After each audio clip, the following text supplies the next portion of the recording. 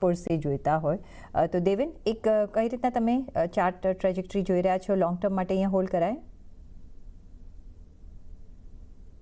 Long term માટે hold definitely કરી શકાય, બટ મારા હિસાબે એક ટ્રેલિંગ સ્ટોપ લોસ રાખવાની જરૂર છે.